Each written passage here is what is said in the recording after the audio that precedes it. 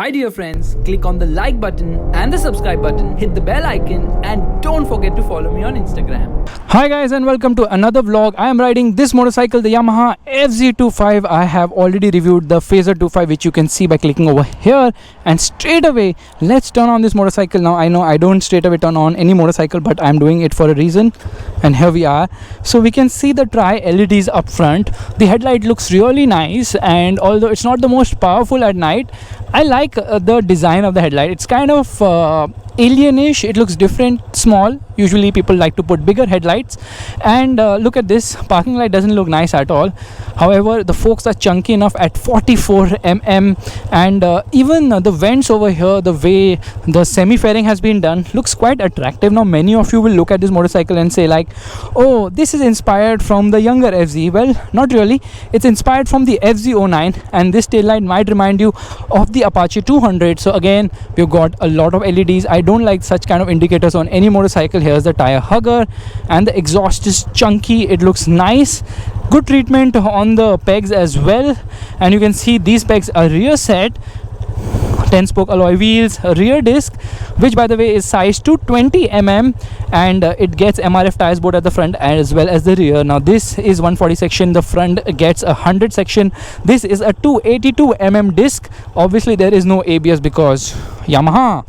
Big chunky 14-liter fuel tank. The seat is slightly on the harder side. Pillion comfort isn't the best. Grab rails look nice, and this is a motorcycle which will actually tire you out over long rides because of the slightly harder seat.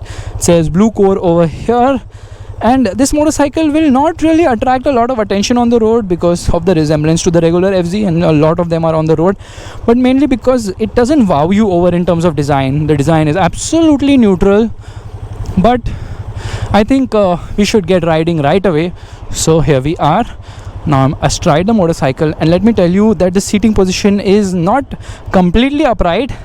There's some amount of sporty feel here, so you get slightly ahead on the handlebar, and the instrument cluster is the most disappointing thing on this motorcycle because it's a small looking unit, although it's all digital telltale lights here. So neutral here, engine light here, and this is for the indicator, and this is for the high beam.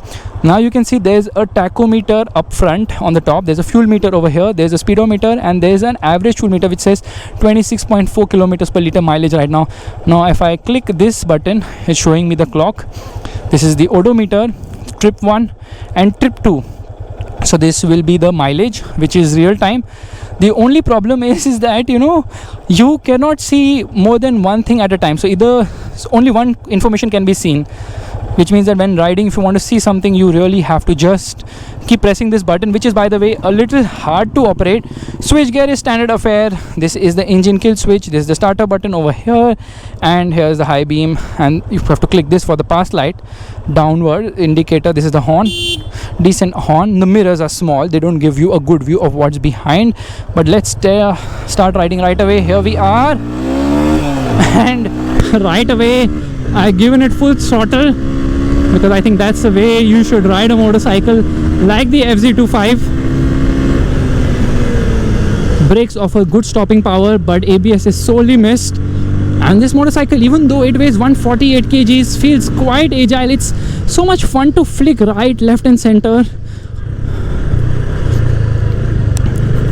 Here we are.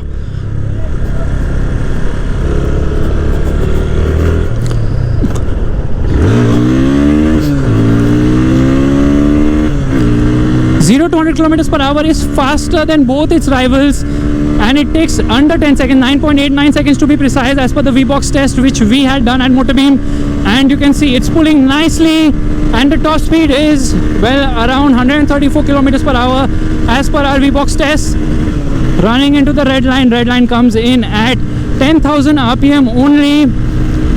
So ducking down, lot of wind blast obviously because this is a motorcycle which is naked, and the fact that it gets a 2-liter bigger fuel tank than its both its rivals, that's the Apache 200 as well as the Pulsar 200, is a good thing.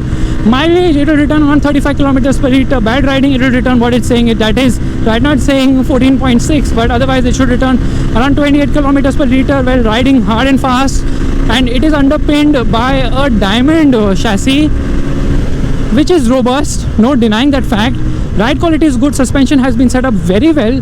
It is slightly on the stiffer side, but not too stiff either, and it's more compliant. Great motorcycle to ride in the city because of its easy access controls. Very easy to ride, very easy to twirl, very easy to maneuver. Now we've stopped here, which means we'll give it the beans, and you can see I got into neutral without any fuss. The clutch is slightly on the heavier side, but not too much. The engine actually sounds nice and loves to be revved.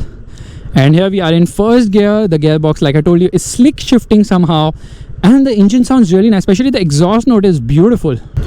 So here we are. Second gear, it does 73 kilometers per hour. Now we are in third, and 8 red lines at 10,000 rpm, 96 kilometers per hour. In fourth gear, going above 100 kilometers per hour comfortably. Redlining at 116 kilometers per hour. Now we are in top gear. It lacks a 6-speed gearbox, again something which the Pulsar NS200 gets. Let me duck down for more speed. Let's see what we can do.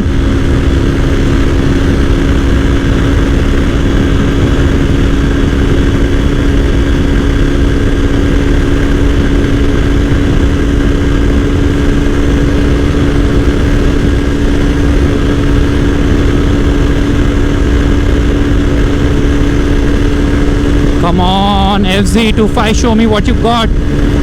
133, 134.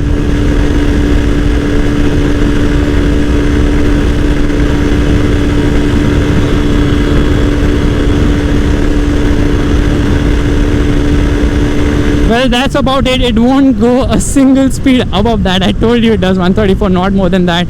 Mirrors have turned their position somehow. And I have been talking a lot, but I have not spoken about the engine yet. It is a 250cc engine, which is an SOHC unit. It gets 2 valves, unlike both its rivals, which get 4 valves. And it is air and oil cooled, not liquid cooled like the Pulsar NS200. Now I'll show you how easy it is to turn this motorcycle. Just see both legs on the kind of rear set pegs, and very comfortable, very agile. Let's quickly time this. Here we go. So easy to launch this motorcycle. You will never miss a shift because this is a Yamaha. They do everything so well. Already into 4th gear, ducking down for added aerodynamic efficiency. Here we are in top gear already. No nonsense, completely no nonsense. Engine is refined. There aren't much vibes as such. Not on the pegs, not on the handlebar, and definitely not even near the red line. And it achieves its top speed very quickly. So already doing 130 kilometers per hour.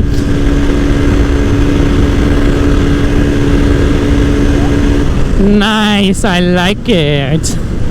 Feedback on the brakes are good. Here we go. Definitely. And now I'm pulling this motorcycle in top gear.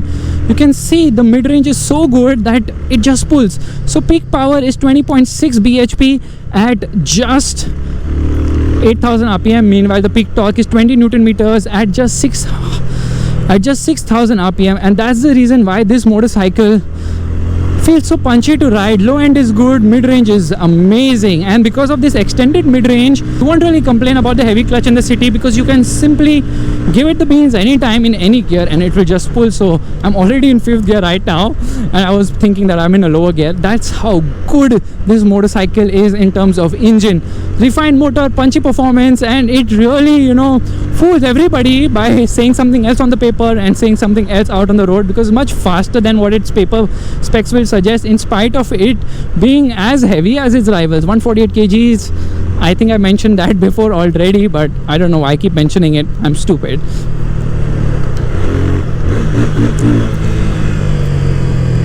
Yes, Yamaha, yes.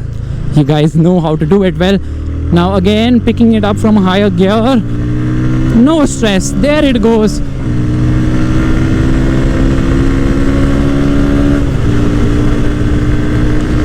So how is the Yamaha FZ25? Well, it's not a motorcycle which has like the best specs on paper or the best power, torque, looks or any of that sort. It doesn't excel in anything out on the paper, but when you ride it, the experience is fantastic, and the fact that it's priced very attractively at 1.45 lakhs on road Mumbai makes it such a brilliant motorcycle.